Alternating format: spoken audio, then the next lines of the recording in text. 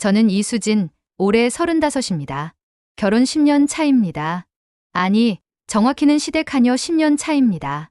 오늘도 새벽 5시에 일어났습니다. 시어머니 아침상을 차려야 하니까요. 새벽부터 시어머니의 목소리가 들렸습니다. 물을 떠오라고 소리쳤습니다. 급히 물을 따라 올렸습니다. 시어머니는 물을 한 모금 마시더니 얼굴을 찌푸렸습니다. 미지근하다고 했습니다. 차가운 물을 달라고 했다고 했습니다. 사과하며 찬물을 다시 가져왔습니다. 이번에는 너무 차갑다고 했습니다. 손이 시렵다고 적당히 시원한 물을 달라고 소리쳤습니다. 세 번째로 물을 가져왔습니다. 시어머니는 한숨을 쉬며 그냥 안 마시겠다고 했습니다. 아침이나 빨리 차리라고 명령했습니다. 아침상을 차렸습니다. 된장찌개, 생선구이, 나물 반찬 5가지. 정성스럽게 준비했습니다. 시어머니가 상을 보더니 코웃음을 쳤습니다. 생선이 비린내 난다고 했습니다. 다시 해오라고 명령했습니다. 생선이 오늘 아침에 산 신선한 거라고 말하려다 참았습니다. 시어머니는 말대꾸라고 했습니다. 다시 하라고 소리쳤습니다. 생선구이를 다시 했습니다. 이번에는 간이 세다고 했습니다. 또 다시 했습니다. 이번에는 너무 익었다고 했습니다. 결국 시어머니는 밥 한 숟가락 먹고 수저를 내려놨습니다. 맛없어서 못 먹겠다고 돈만 축낸다고 했습니다. 가슴이 무너졌습니다. 하지만 참았습니다. 익숙했으니까요. 남편 준호는 회사에 일찍 나갔습니다. 인사도 없이요. 시어머니가 거실에서 불렀습니다. 청소하라고, 어제 제대로 안 했다고, 먼지가 보인다고 소리쳤습니다. 청소를 시작했습니다. 이미 어제 했지만 다시 했습니다. 세탁하라고 불렀습니다. 빨래가 쌓였다고 했습니다. 세탁기를 돌렸습니다. 마트 가라고 불렀습니다. 장을 봐와야 한다고 했습니다. 마트에 갔습니다. 무거운 짐을 들고 돌아왔습니다. 시어머니는 제가 산 물건을 보며 화를 냈습니다. 배추를 사오라고 했는데 왜 양배추를 샀냐고 소리쳤습니다. 분명 양배추라고 하셨다고 말하려다 참았습니다. 시어머니는 배추라고 했다고 귀가 먹었냐고 물었습니다. 다시 마트에 갔습니다. 배추를 사왔습니다. 이번에는 배추가 싱싱하지 않다고 했습니다. 장 보는 것도 제대로 못한다고 했습니다. 점심을 차렸습니다. 또 맛없다고 했습니다. 저녁을 차렸습니다. 또 맛없다고 했습니다. 밤 10시 설거지를 마치고 방에 들어왔습니다. 온몸이 무거웠습니다. 남편 준호는 침대에 누워 휴대폰만 보고 있었습니다. 오늘 너무 힘들었다고 시어머니가 너무 심하다고 말했습니다. 남편은 한숨을 쉬며 또 시작이냐고 했습니다. 엄마가 내 걱정해서 그러는 거라고 잘하면 된다고 말했습니다. 잘하려고 노력한다고 말했습니다. 남편은 노력이 부족하니까 그런 거라고 엄마 말씀 잘 들으라고 말하고 돌아누웠습니다. 눈물이 났습니다. 하지만 소리 내어 울 수 없었습니다. 시어머니가 들을까 봐요. 이게 10년째 제 일상이었습니다. 하지만 시어머니는 몰랐습니다. 제가 얼마나 강한 사람인지, 얼마나 대단한 능력을 숨기고 있는지요. 그리고 곧 모든 게 바뀔 거라는 것도 몰랐습니다. 10년 전으로 돌아갑니다. 저는 이수진, 당시 25이었습니다. 명문대를 졸업했습니다. 경영학과 수석이었습니다. 대기업에 취직했습니다. 팀장님이 칭찬했습니다. 정말 능력이 있다고 우리 회사에 와서 다행이라고 했습니다. 일을 잘했습니다. 입사 2년 만에 대리로 승진했습니다. 프로젝트를 성공시켰고 회사에서 인정받았습니다. 미래가 밝았습니다. 그때 만났습니다. 남편 김준호를요. 소개팅이었습니다. 친구의 소개였습니다. 친구는 정말 괜찮은 남자라고 대기업 다니고 착하다고 말했습니다. 준호는 좋은 사람이었습니다. 다정했고 배려심도 있었습니다. 데이트할 때마다 예쁘다고 똑똑하다고 함께 있으면 행복하다고 말했습니다. 저도 행복했습니다. 6개월 만에 결혼을 약속했습니다. 사랑했습니다. 하지만 문제는 시어머니였습니다. 처음 만났을 때부터 느꼈습니다. 저를 좋아하지 않는다는 걸요. 이름을 묻고 집안을 물었습니다. 평범한 집안이라고 대답했습니다. 시어머니는 코웃음을 쳤습니다. 평범하면 별로겠다고 우리 아들은 좋은 집안 며느리를 만나야 한다고 말했습니다. 시어머니의 첫인상은 차갑고 까다로웠습니다. 요리할 줄 아냐고 물었습니다. 기본적인 건 할 줄 안다고 대답했습니다. 시어머니는 한숨을 쉬었습니다. 우리 집은 전통 한식만 먹는다고 복잡하다고 할 수 있겠냐고 물었습니다. 배우겠다고 대답했습니다. 시어머니는 배워서 되는 게 아니라고, 며느리는 원래부터 잘해야 한다고 말했습니다. 준호가 수진 씨가 정말 좋은 사람이라고, 회사에서도 인정받는다고 말했습니다. 시어머니는 회사는 결혼하면 그만둘 거라고 단호하게 말했습니다. 저는 계속 일하고 싶다고 말했습니다. 시어머니는 버럭 화를 냈습니다. 우리 집 며느리가 직장을 다니냐고, 말도 안 된다고 소리쳤습니다. 며느리는 집에서 살림하는 거라고, 시어머니 모시고 남편 뒷바라지하는 게 며느리 역할이라고 말했습니다. 요즘은 맞벌이가 일반적이라고 말하려다 참았습니다. 시어머니는 우리 집은 전통을 지킨다고 단호하게 말했습니다. 준호에게 말했습니다. 일을 계속하고 싶다고, 포기할 수 없다고 말했습니다. 준호는 난처했습니다. 엄마가 그러시는데 어떡하냐고, 조금만 참으라고, 결혼하면 엄마 마음도 풀릴 거라고 말했습니다. 믿었습니다. 결혼하면 나아질 거라고요. 하지만 착각이었습니다. 큰 착각이었습니다. 결혼식 날 시어머니는 제 드레스를 보고 말했습니다. 너무 화려하다고, 며느리 주제의 분수를 모른다고 했습니다. 신혼여행에서 돌아오자마자 시어머니가 말했습니다. 내일부터 출근하지 말라고, 회사에 사직서 내라고 명령했습니다. 거절하려 했습니다. 하지만 시어머니는 단호했습니다. 싫다는데 왜 자꾸 말대꾸냐고 소리쳤습니다. 결국 회사를 그만뒀습니다. 남편도 시어머니 편이었습니다. 엄마 말씀 들으라고, 우리 집안이 원래 그렇다고 말했습니다. 꿈도 커리어도 모든 걸 포기했습니다. 그리고 시작됐습니다. 시어머니의 학대가요. 매일 새벽에 깨웠습니다. 밥 차리라고, 청소하라고, 빨래하라고 명령했습니다. 하루 종일 부려먹었습니다. 며느리가 아니라 하녀처럼요. 시어머니는 노골적으로 말했습니다.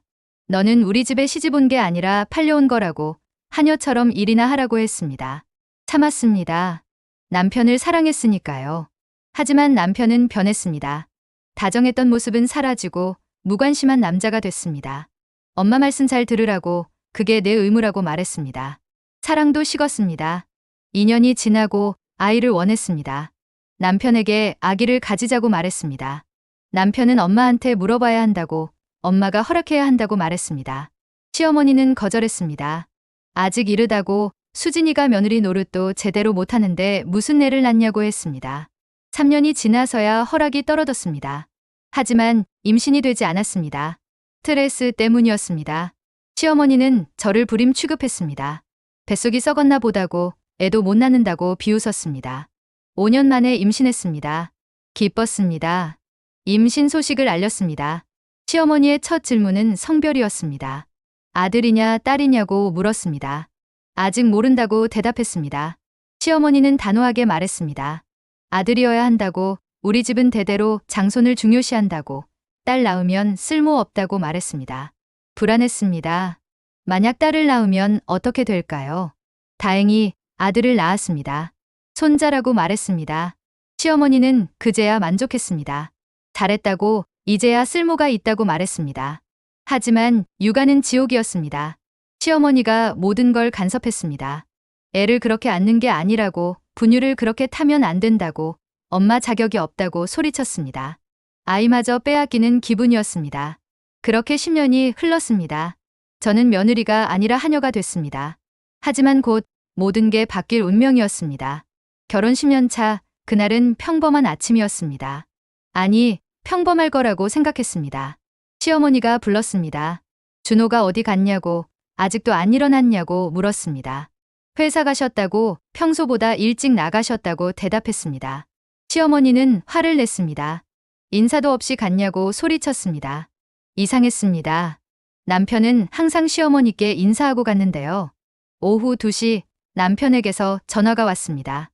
집에 간다고, 이따 얘기하자고 말했습니다. 목소리가 떨리고 있었습니다.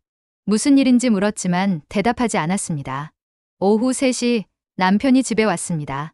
얼굴이 창백했습니다. 무슨 일이냐고 물었습니다. 남편은 한참을 망설이다 말했습니다. 회사에서 잘렸다고, 오늘 아침에 해고당했다고 말했습니다. 믿을 수 없었습니다. 남편은 15년간 다니던 대기업 과장이었습니다. 왜 그런 일이 생겼냐고 물었습니다.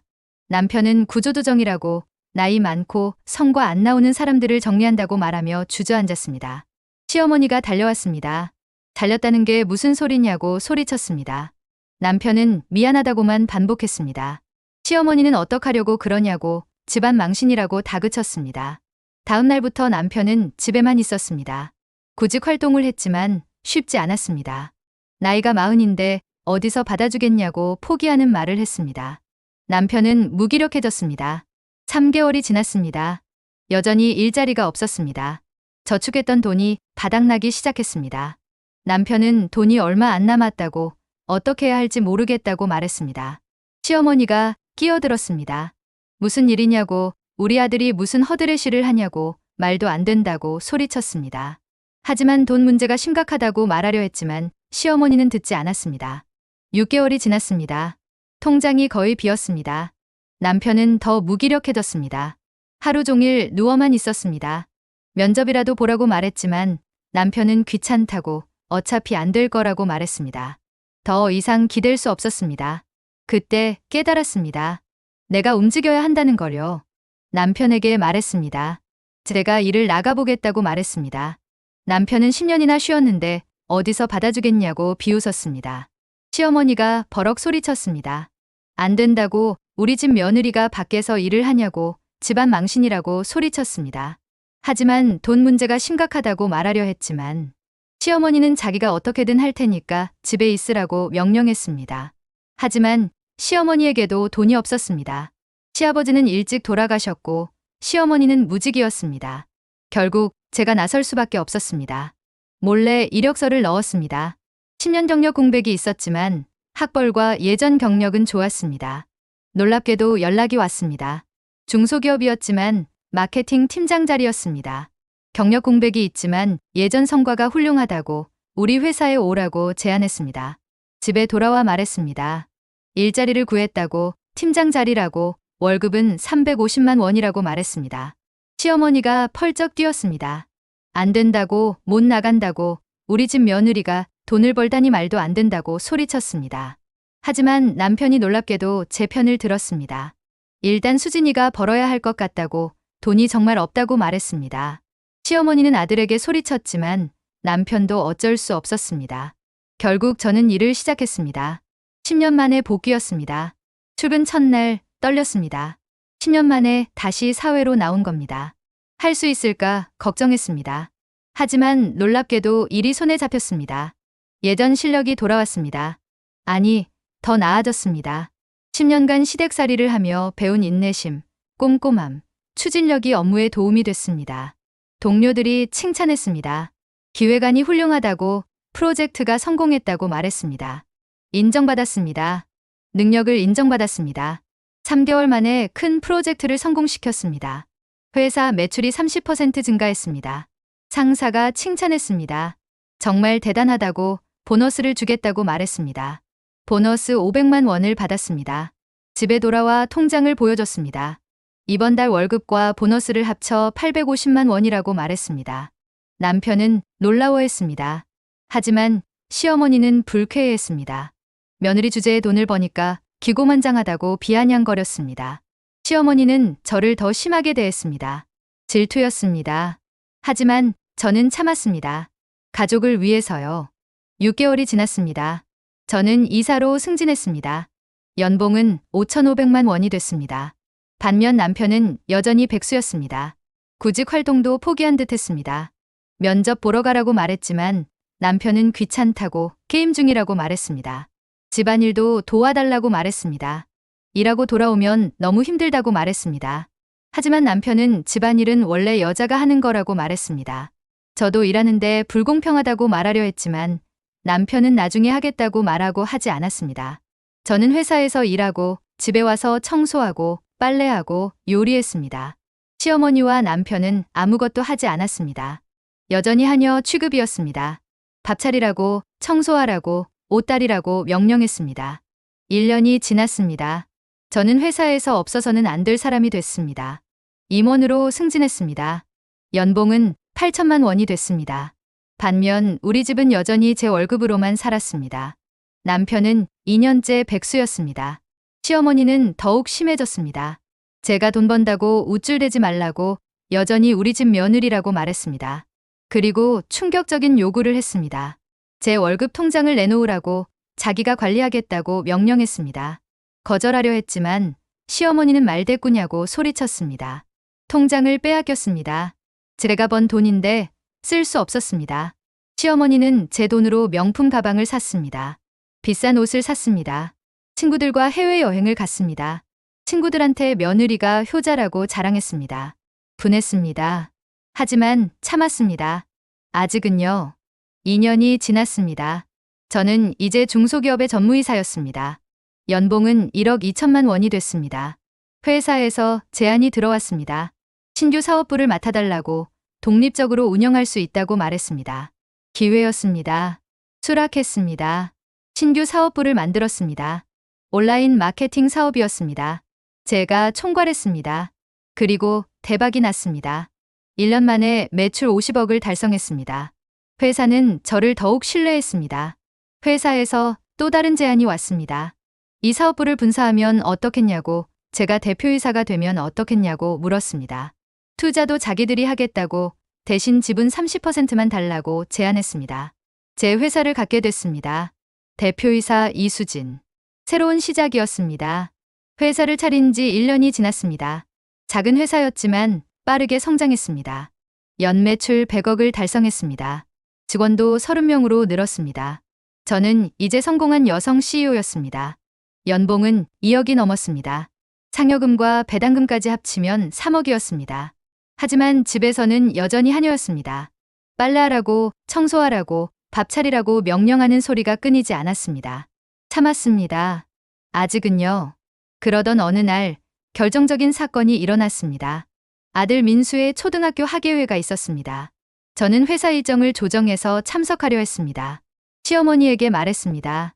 내일 민수 학예회인데 제가 가겠다고 말했습니다. 시어머니는 단호하게 거절했습니다. 안 된다고, 내일 친구들이 집에 온다고, 집에서 음식 준비해야 한다고 명령했습니다. 민수가 저를 기다린다고, 제발 가게 해달라고 말했습니다. 시어머니는 민수는 자기가 간다고, 저는 집에 있으라고 명령했습니다. 가슴이 무너졌습니다. 아들의 학예회도 못 가게 하다니요. 제발이라고 말했습니다. 그 순간 시어머니가 제 뺨을 때렸습니다. 처음이었습니다. 10년간 욕은 먹어도 손찌검은 처음이었습니다. 시어머니는 소리쳤습니다. 너는 우리 집 하녀라고, 알았냐고 소리쳤습니다. 그 순간 뭔가 끊어졌습니다. 인내심의 끈이요. 제 목소리가 낮아졌습니다. 시어머니를 똑바로 봤습니다. 이제 그만하시라고 말했습니다. 시어머니는 놀란 표정이었습니다. 제가 뭐라고 했냐고 물었습니다. 저는 다시 말했습니다. 이제 그만하시라고, 저는 하녀가 아니라고, 며느리도 아니라고, 저는 이수진이라고, 한 사람의 인간이라고 말했습니다. 시어머니가 소리치려 했지만 저는 서류를 꺼냈습니다. 이혼 서류였습니다. 시어머니와 남편의 얼굴이 창백해졌습니다. 이혼이라고, 제가 더 이상 이 집의 며느리가 아니라고 선언했습니다. 남편이 소리쳤습니다. 미쳤냐고, 농담이냐고 물었습니다. 진심이라고, 이혼하겠다고 단호하게 말했습니다. 시어머니가 달려들려 했지만 저는 피했습니다. 손대지 말라고, 폭행죄로 고소하겠다고 경고했습니다. 그리고 또 다른 서류를 꺼냈습니다. 시어머니가 제 돈으로 쓴 내역이었습니다. 지난 2년간 총 3억 2천만 원이었습니다. 명품 가방, 해외여행, 골프 회원권 모두 제 돈이었습니다. 이제 돌려달라고 요구했습니다. 시어머니는 며느리가 시어머니한테 쓴 돈을 돌려달라고 하냐고 소리쳤습니다. 저는 더 이상 며느리가 아니라고, 이건 횡령이라고, 법적으로 문제가 될 수 있다고 경고했습니다. 일주일을 주겠다고 말했습니다. 일주일 안에 이혼 서류에 사인하고 돈을 돌려달라고, 안 그러면 법적으로 대응하겠다고 선언했습니다. 짐을 쌌습니다. 미리 준비해둔 가방이었습니다. 아들은 제가 데리고 간다고, 양육권은 당연히 제게 있다고, 경제력이 있으니까 법적으로 문제없다고 말했습니다. 뒤도 돌아보지 않고 집을 나왔습니다. 10년 만에 자유였습니다. 집을 나온 날 아들 민수와 함께 호텔에 묵었습니다. 민수가 걱정스럽게 물었습니다. 이제 어떻게 되냐고, 할머니와 아빠는 어떻게 되냐고 물었습니다. 괜찮다고, 엄마가 있다고, 당분간 못 볼 거라고 말했습니다. 아들을 꼭 안았습니다. 미안했지만 이게 최선이었습니다. 다음 날 변호사를 만났습니다. 이혼 소송을 진행하겠다고, 양육권도 제가 가져가고 싶다고 말했습니다. 변호사는 경제력이 있으니 문제없다고, 남편이 현재 무직이니 양육권은 확실히 제게 있다고 말했습니다. 시어머니의 횡령건도 물었습니다. 변호사는 증거가 있으면 민사로 청구 가능하다고 말했습니다. 증거가 다 있다고, 통장 내역, 영수증, 녹취록까지 있다고 말했습니다. 변호사가 놀랐습니다. 미리 준비한 거냐고 물었습니다. 그렇다고 대답했습니다. 2년 전부터 준비했다고, 언젠가 이런 날이 올 줄 알았다고 말했습니다. 실제로 그랬습니다. 2년 전부터 저는 모든 걸 기록했습니다. 시어머니의 폭언, 남편의 무관심, 돈의 흐름, 모두 증거로 남겼습니다. 변호사는 승소 확률이 매우 높다고 말했습니다. 일주일 후 남편에게서 연락이 왔습니다. 만나서 얘기하자고 했습니다. 변호사 사무실로 오라고 대답했습니다. 남편은 그냥 우리끼리 얘기하자고 했지만 거절했습니다. 이제 법적인 문제라고 단호하게 말했습니다. 만났습니다. 남편은 초췌해 보였습니다. 진짜 이혼할 거냐고 물었습니다. 그렇다고 대답했습니다. 왜냐고, 10년을 함께 살았지 않냐고 물었습니다. 그 10년이 지옥이었다고 대답했습니다. 남편은 할 말을 잃었습니다. 저는 계속 말했습니다. 당신은 저를 아내로 본 적이 있냐고, 저는 당신의 하녀였다고, 시어머니의 하녀였다고 말했습니다. 10년간 새벽 5시에 일어나서 시어머니 수발 들었다고, 하루 종일 청소하고, 요리하고 빨래했다고, 욕먹고 때리고 무시당했다고 말했습니다. 그런데 당신은 뭐 했냐고, 한 번이라도 저를 지켜준 적 있냐고 물었습니다. 남편은 고개를 떨구었습니다. 그리고 당신이 실직했을 때 제가 일해서 가족 먹여 살렸다고, 3년 동안. 당신은 게임만 했다고, 집안일도 안 하고 구직 활동도 안 했다고 말했습니다. 변호사가 끼어들었습니다. 이혼에 합의하시겠냐고 물었습니다. 남편은 거부하면 어떻게 되냐고 물었습니다. 변호사는 재판으로 가겠지만 이수진 대표님께 유리한 증거가 너무 많다고, 결과는 뻔하다고 말했습니다. 남편은 한참을 고민하다가 알았다고, 이혼하자고 말했습니다. 대신 위자료는 어떻게 되냐고 물었습니다. 저는 웃었습니다. 위자료는 제가 받아야 하는 거 아니냐고, 당신과 시어머니에게서 받아야 한다고 말했습니다. 10년단의 정신적 학대, 폭언, 폭행, 모두 기록되어 있다고, 위자료 청구하겠다고 선언했습니다. 남편의 얼굴이 하얗게 질렸습니다. 그리고 재산 분할도 있다고 말했습니다. 제 명의로 된 집, 차, 통장, 모두 제 거라고, 당신 거는 없다고 말했습니다. 남편은 그럼 자기는 아무것도 없다고, 어떻게 살라는 거냐고 물었습니다. 3년간 아무것도 안 했으니까 당연하다고 대답했습니다. 남편은 할 말을 잃었습니다. 결국 이혼 합의서에 사인했습니다. 양육권은 제게, 재산은 모두 제게, 위자료 5천만 원은 남편이 제게 지불하기로 했습니다. 남편은 그런 돈이 없다고 소리쳤습니다. 그럼 시어머니께 받으라고, 시어머니가 제 돈 3억 넘게 썼다고 말했습니다. 이혼은 그렇게 성사됐습니다. 한 달 후 새 집으로 이사했습니다. 강남의 30평 아파트였습니다. 깨끗하고 넓었습니다. 민수가 좋아했습니다. 우리는 새로운 삶을 시작했습니다. 회사도 잘 됐습니다. 이혼 후 더 집중할 수 있었습니다. 6개월 만에 매출이 2배로 늘었습니다. 연매출 200억을 달성했습니다. 투자 제안도 들어왔습니다. 큰 투자를 받았습니다. 회사를 확장했습니다. 1년 후 직원은 100명이 됐습니다. 연매출은 500억이었습니다. 저는 이제 성공한 여성 CEO였습니다. 업계에서 인정받았습니다. 올해의 여성 기업인 상을 받았습니다. 시상식에 참석했습니다. 많은 사람들이 박수쳤습니다. 행복했습니다. 진짜 행복이었습니다. 하지만 곧 예상치 못한 방문객이 찾아올 줄은 몰랐습니다. 이혼 2년 후 어느 날이었습니다. 회사에서 일하고 있는데 비서가 들어왔습니다. 면회 요청이 있다고 말했습니다. 누구냐고 물었습니다. 비서는 조심스럽게 대답했습니다. 김준호 씨와 그의 어머니라고 말했습니다.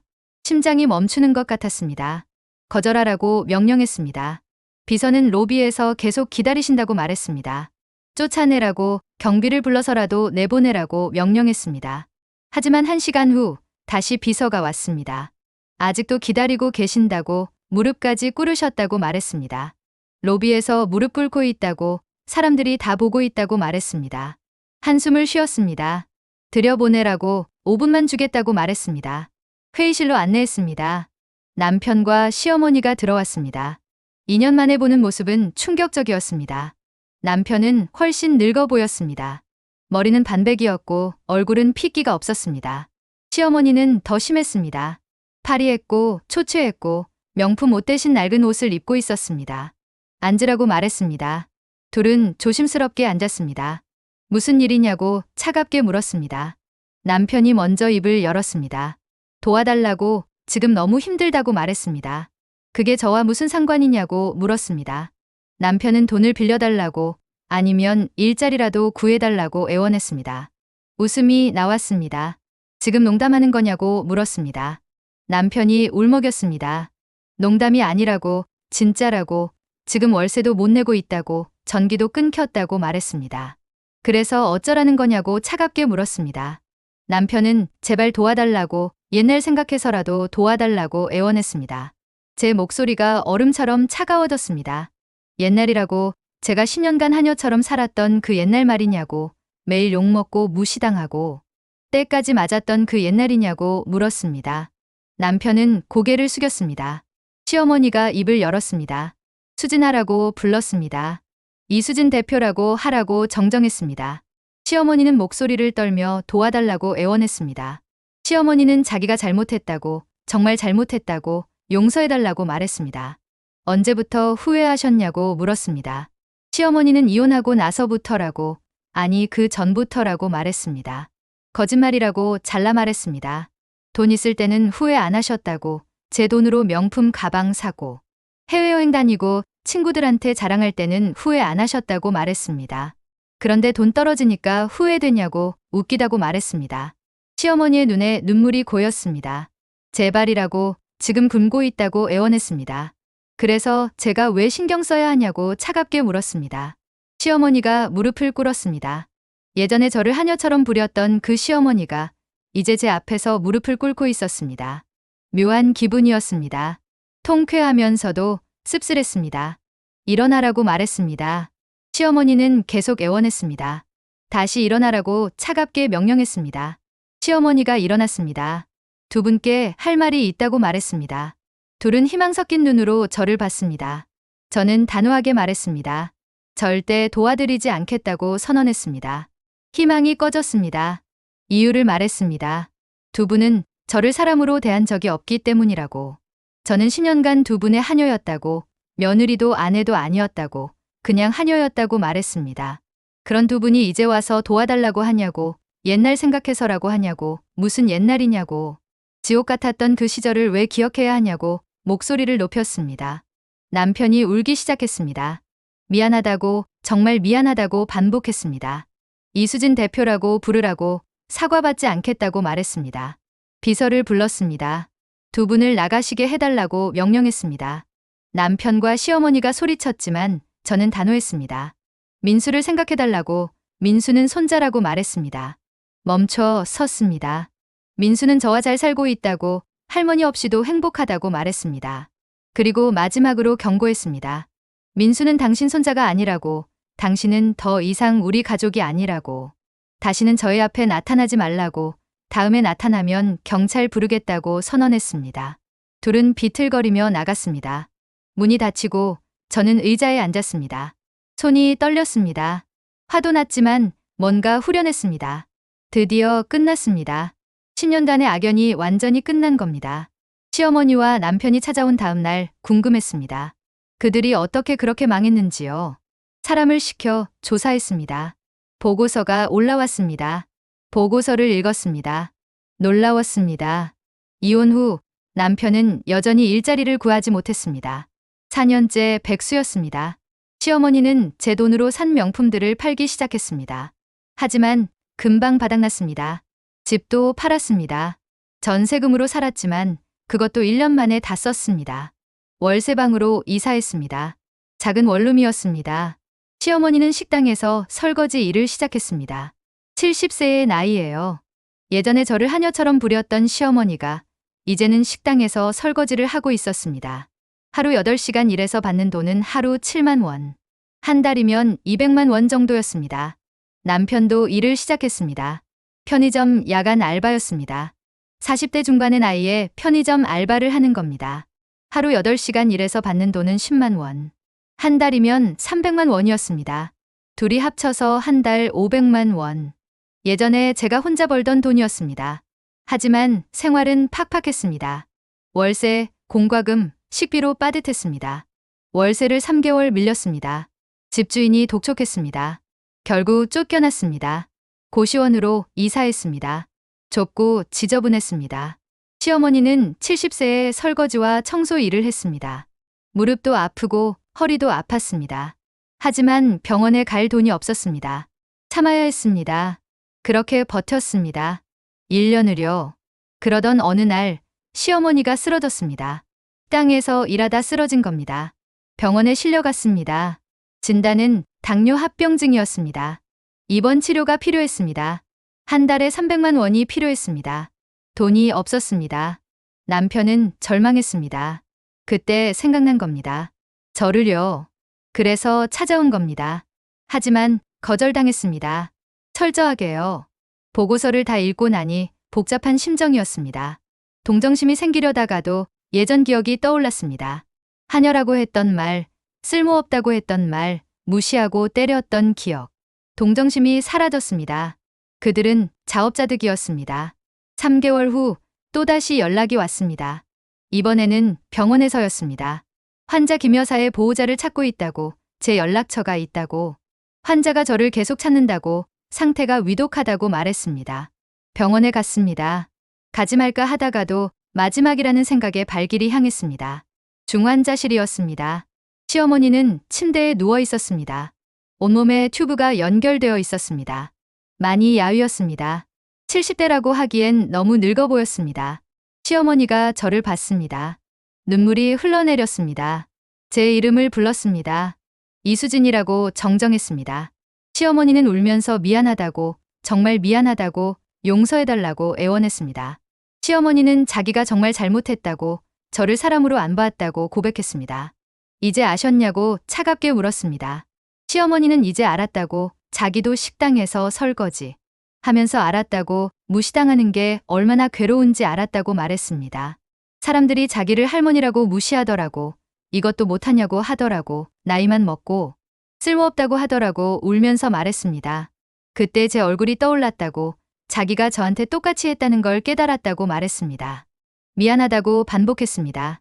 시어머니가 제 손을 잡으려 했습니다. 저는 피했습니다. 용서는 안 되냐고 물었습니다. 모르겠다고 솔직히 대답했습니다. 10년이라고, 10년간 저는 지옥에서 살았다고, 매일 아침 눈 뜰 때마다 오늘은 또 무슨 욕을 먹을까 걱정했다고 말했습니다. 밥을 해도 맛없다고, 청소를 해도 더럽다고, 뭘 해도 잘못했다고 하셨다고 말했습니다. 제 20대 후반부터 30대 중반까지 인생의 가장 좋은 시절을 어머님께 빼앗겼다고 말했습니다. 그리고 성공한 후에도 저를 무시하셨다고, 제 돈을 빼앗아 쓰면서도 저를 하녀 취급하셨다고 말했습니다. 그런 어머님을 제가 왜 용서해야 하냐고, 아프니까 용서하라는 거냐고, 죽을 것 같으니까 용서하라는 거냐고 차갑게 물었습니다. 시어머니는 더 이상 말하지 못했습니다. 저는 일어났습니다. 이제 가보겠다고 말했습니다. 그리고 마지막으로 말했습니다. 더 이상 저를 찾지 말라고, 제 이름 부르지 말라고, 전 시댁의 하녀가 아니라고 선언했습니다. 시어머니의 울음소리를 뒤로하고 병실을 나왔습니다. 복도에서 남편을 만났습니다. 엄마를 좀 도와달라고 애원했습니다. 싫다고 단호하게 거절했습니다. 남편이 제 팔을 잡았습니다. 뿌리쳤습니다. 손대지 말라고 경고했습니다. 옛날 생각해서라도 도와달라고 애원했습니다. 또 옛날 얘기냐고, 그 지옥 같았던 옛날 말이냐고 차갑게 물었습니다. 당신은 3년간 백수로 놀면서 제가 번 돈으로 살았다고, 저를 지켜주지도 않았다고 말했습니다. 미안하다고 했지만 미안하다고 다냐고 물었습니다. 당신 때문에 제 인생이 얼마나 망가졌는지 아냐고 말했습니다. 다시는 저희 앞에 나타나지 말라고, 민수에게도 연락하지 말라고 경고했습니다. 민수만이라도 만나게 해달라고 애원했지만 거절했습니다. 민수는 당신이 무책임한 아빠라는 걸 안다고, 할머니가 나쁜 사람이라는 것도 안다고, 민수는 저와 행복하게 잘 살고 있다고, 당신들 없이도 행복하다고 말했습니다. 남편이 무릎을 꿇었습니다. 제발이라고 애원했습니다. 일어나라고, 보기 흉하다고 말하고 병원을 나왔습니다. 뒤돌아보지 않았습니다. 차에 타서 한참을 앉아 있었습니다. 눈물이 났습니다. 후련해서였을까요? 아니면 슬퍼서였을까요? 잘 모르겠습니다. 하지만 확실한 건 이제 정말 끝났다는 거였습니다. 1년이 지났습니다. 시어머니는 세상을 떠났습니다. 장례식에 가지 않았습니다. 조의금도 보내지 않았습니다. 남편은 어떻게 사는지 모릅니다. 관심도 없습니다. 저는 제 인생을 살고 있습니다. 회사는 계속 성장했습니다. 이제 연매출 1000억 대기업이 됐습니다. 직원은 300명입니다. 대한민국 여성 CEO 베스트 10에 선정됐습니다. 언론에서도 주목했습니다. 10년 동백을 극복한 여성 CEO의 성공 스토리라고 하녀 취급받던 며느리가 이제는 업계 1위 CEO가 됐다고 보도했습니다. 인터뷰 요청이 쏟아졌습니다. 한 방송사 인터뷰에서 질문을 받았습니다. 가장 힘들었던 순간이 언제였냐고 물었습니다. 결혼 생활 10년이었다고 대답했습니다. 사람 취급을 받지 못했다고, 며느리가 아니라 하녀처럼 살았다고 말했습니다. 어떻게 극복했냐고 물었습니다. 포기하지 않았다고, 저 자신을 잃지 않았다고, 언젠가는 제 인생을 되찾을 수 있다고 믿었다고 대답했습니다. 지금은 행복하냐고 물었습니다. 매우 행복하다고, 제가 원하는 삶을 살고 있으니까 행복하다고 대답했습니다. 방송이 나간 후 반응이 뜨거웠습니다. 감동적이다, 용기를 얻었다, 나도 이혼해야겠다는 댓글이 쏟아졌습니다. 많은 여성들이 공감했습니다. 특히 며느리 입장에서 힘들어하는 분들이 많았습니다. 저는 그들에게 메시지를 전했습니다. 당신은 누구의 하녀가 아니라고, 며느리도 아내도 엄마도 그 전에 한 사람의 인간이라고 말했습니다. 존중받지 못한다면 떠나라고, 사랑이 없다면 끝내라고, 당신의 인생은 소중하다고 메시지를 전했습니다. 많은 이들에게 희망이 됐습니다. 아들 민수는 건강하게 자랐습니다. 이제 중학생입니다. 민수가 말했습니다. 엄마가 자랑스럽다고, 엄마가 포기하지 않았다고, 힘들어도 일어섰다고, 자기도 엄마처럼 강한 사람이 될 거라고 말했습니다. 민수를 안았습니다. 어느 날 회사에서 새로운 프로젝트를 시작했습니다. 며느리 인권 캠페인이었습니다. 며느리로서 고통받는 여성들을 돕는 프로젝트였습니다. 며느리도 사람입니다라는 슬로건으로 시작했습니다. 법률 상담, 심리 상담, 경제적 지원을 제공했습니다. 많은 여성들이 도움을 받았습니다. 감사하다고, 덕분에 용기 내서 이혼했다고, 새 직장을 구했다고, 새로운 삶을 시작할 수 있다고 말했습니다. 그리고 저는 재단을 설립했습니다. 수진 재단. 가정폭력과 정서적 학대를 겪는 여성들을 돕는 재단이었습니다. 제 재산 100억 원을 출연했습니다. 재단은 큰 호응을 얻었습니다. 어느 날 사무실에서 창밖을 보고 있었습니다. 강남 전경이 한눈에 들어왔습니다. 10년 전 저는 작은 시댁 부엌에서 설거지를 하고 있었습니다. 지금은 30층 사무실에서 강남을 내려다보고 있습니다. 많이 변했습니다. 하지만 가장 큰 변화는 외적인 게 아니었습니다. 제 내면이었습니다. 저는 이제 저를 사랑합니다. 저를 존중합니다. 저를 소중히 여깁니다. 누구도 저를 하녀 취급할 수 없습니다. 왜냐하면 저는 이수진이니까요. 한 사람의 소중한 인간이니까요. 비서가 들어왔습니다. 5시에 강연이 있다고 알려줬습니다. 오늘은 대학교에서 강연하는 날입니다. 제목은 하녀가 아닌 인간으로 살기였습니다. 강연장에 들어서자 수백 명의 학생들이 박수로 맞아주었습니다. 마이크를 잡았습니다. 안녕하세요. 이수진입니다라고 인사했습니다. 저는 10년간 하녀처럼 살았다고, 하지만 포기하지 않았다고, 그리고 지금 여기 서 있다고, 당당하게 서 있다고 말했습니다. 학생들이 집중했습니다. 여러분께 말씀드리고 싶다고, 당신은 누구의 소유물이 아니라고, 누구의 하녀도 아니라고 말했습니다. 존중받지 못한다면 떠나라고, 사랑받지 못한다면 끝내라고, 당신의 인생은 당신 것이라고, 누구도 빼앗을 수 없다고 말했습니다. 박수가 터졌습니다. 강연을 마치고 나오는데 한 여학생이 다가왔습니다. 사실 엄마가 시댁에서 고생하신다고, 이 이야기를 엄마한테 전해드리고 싶다고 말했습니다. 어머니는 강한 분이실 거라고, 응원한다고 전해달라고 말했습니다. 여학생이 웃으며 돌아갔습니다. 저는 미소 지었습니다. 제 이야기가 누군가에게 희망이 된다니 뿌듯했습니다. 그날 밤 집에 돌아와 민수와 저녁을 먹었습니다. 오늘 강연이 어땠냐고 물었습니다. 좋았다고, 많은 사람들이 공감해줬다고 대답했습니다. 민수가 말했습니다. 엄마가 대단하다고, 자기도 크면 엄마처럼 될 거라고 말했습니다. 민수는 민수답게 크면 된다고, 다른 사람 눈치 보지 말고 당당하게 살라고 말했습니다. 민수와 손을 잡았습니다. 이제 우리는 행복합니다. 시어머니도 남편도 없이요. 하지만 더 행복합니다. 왜냐하면 우리는 자유니까요. 존중받으며 사니까요. 창밖을 봤습니다. 서울의 야경이 반짝였습니다. 며느리를 하녀 취급하던 시어머니, 제 앞에 무릎 꿇었습니다. 그 순간이 복수였을까요? 아니요. 복수가 아니었습니다. 그건 정의였습니다. 사람을 무시하면 언젠가 그 대가를 치른다는 정의였습니다. 그리고 포기하지 않으면 언젠가 승리한다는 진리였습니다. 저는 승리했습니다. 하녀가 아닌 인간으로요. 며느리가 아닌 이수진으로요. 그리고 이제 새로운 인생이 시작됩니다. 당당하게, 자유롭게, 행복하게.